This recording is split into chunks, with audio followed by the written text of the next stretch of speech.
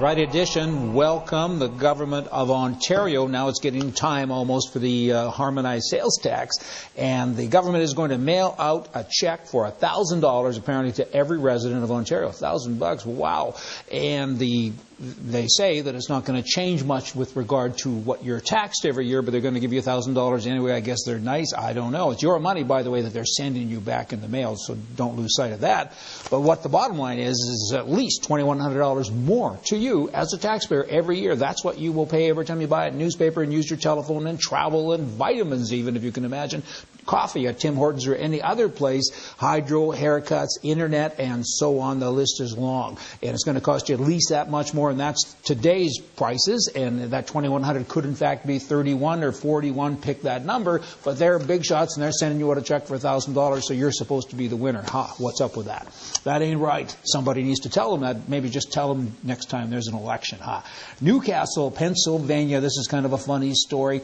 There was a fire at a mobile home, and the police came, and it was snowing as this fire was going on. They came to investigate, and they followed the tracks from the fire right up to a car, and there was a car, and of course in the car was a man, and he's the man that used to live in that trailer, it turned out, and he started the fire. I wonder who he votes for. He's not very bright. And he was stuck. The snow, there was 3 feet of snow, and he couldn't have gotten out in any event. And he came, he started the fire, and then he walked and sat in the car and waited for the police to come and get him. Do you think? I think he would be NDP if he was in our country. Yes, yes.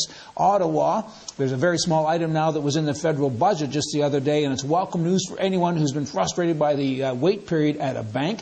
You take a check, you deposit it, and it says here it's a 7-day wait period. I think it's usually 10. Maybe the 7 is 7 business days, but in any event, it's 7 to 10 days. You put your money in there, and you have to wait for it to clear. Even though we all know it in today's modern world, it only takes sometimes 24 hours. New regulations now that the government has put into place say that there's a maximum now of a 4-day hold period. And get this, and banks will have to give customers access to the first $100 from a check within 24 hours. You know, I mean, that's good, but it's so sad that it's a law. Again, you know, don't legislate, educate. The banks should be told about that. Banks don't treat their customers very well, but that's because there's not much competition. I mean, you go down the list and down the line, rather, and you see all of the reasons why things like this actually happen. And now we have laws that are coming out, and the governments are telling business, because a bank is a business, and they're being told that, hey, you got to do this and you got to do that. I mean, I don't know. I have problems with all of that, because that's not right, certainly from a political perspective. Liberals now, with regard to the budget further, they're saying, hey, we won't bring the government down, but we don't support the budget. We don't like it, but you know what? We're not going to bring you down, says Iggy. We can't support this budget, so we are going to be voting against it in the House, but not in sufficient numbers to bring an election on. Canadians don't want an election. Everything I just said to you makes no sense to me, and I probably guess it didn't to you either. I mean, here's what he said. He said, we're going to vote against it, but we're not going to bring it down. But that can't be. If you vote against it, you have to bring the government down. I don't know. I don't understand any of this stuff. Here's a funny law, and this, of course, would come from left-wing people. This is in California. The California Assembly passed a resolution to establish the first week of March, which is about now, as cuss-free week. And it's now a law that you can't cuss, you can't swear. So watch what you say in California, in that state. Cussing is a hard habit to break, but anyone can do it, and if you don't, we're going to fine you. We have the first week of every year, and it's going to be a big deal, and they're going to advertise it, but they're not saying do it if you can. They're saying it's a law, you better do it. Wow, where do these people come from, huh? Where do they get found?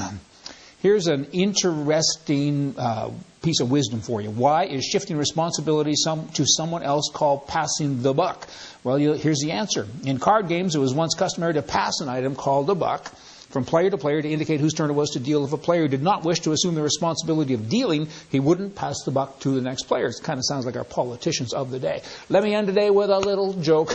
This is a joke that's a little bit off the wall, but I think it's kind of cute.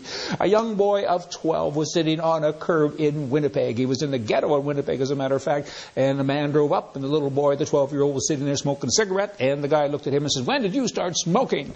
Same time I started having sex, was the answer. And he said, what?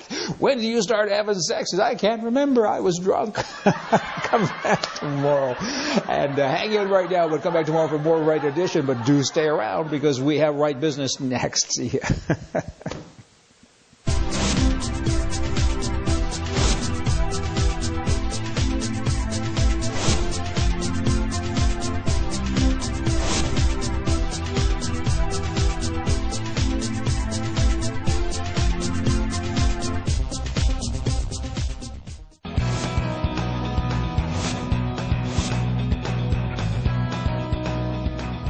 Right business. Welcome. Canada's Olympic athletes now are giving back to the community. Certainly not all of them, but many of them are, and it's good business. If you won a medal, like a gold medal in particular, and then you donate money, that's what all businesses should do. You give back to the community. It's good business. It makes you feel better, keeps the government out of our business. And Jen Heel, and I have troubles with pronunciations. I mean, she's a gold medalist, so I certainly hope I pronounced her name correctly, but she initiated a fundraising campaign for Planned Canada, and she gave a $25,000 donation.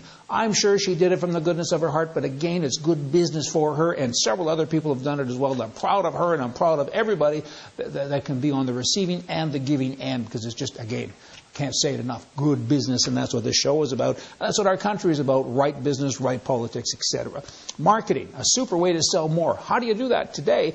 It's hard. Business isn't easy. If it was, I guess everybody would do it and do it better maybe than a lot of us do or try to, because so many designs and things and items are the same. So how does yours excel? How do you get it out there? There's all kinds of ways, perseverance and and the rah-rah and the hoopla, but more than that, you need your underlying substance. Condominiums, for instance.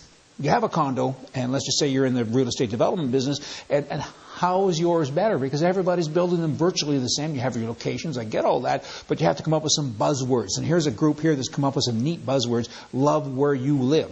That was it. Love where you live. And their sales were so much higher than everybody else's in that particular part of town. This is in Toronto. Because the problem the customers today are getting more knowledgeable. They demand, and they're more demands, and they're time challenged. You have to state your value proposition in an instant and communicate all the features and benefits of your not-so-different product, and you overwhelm your prospect with too much information. This is the problem. Everybody gets all these brochures. It's like going into a restaurant with 1,000 items on the menu. You leave hungry because you're confused, right? Or I do, at least. You need to have a super benefit size prospect. You've got to grab a prospect's attention, and you've got to do it powerfully, and you have to do it quickly. And here's an example of a real estate developer that said, hey, love where you live. That's it. And it worked, and it worked well.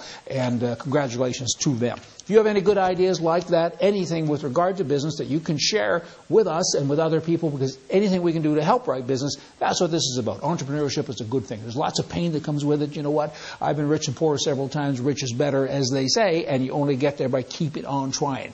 And when you get knocked down, get up and keep on going, and that, again, is business. We're the guys that get paid last sometimes, and sometimes not at all, but I need your stories, and I'd love to interview you as well. If you're in business and you're doing a new gadget or wadget or anything else, give us a call. Have a nice day, because that's the right thing to do. See ya.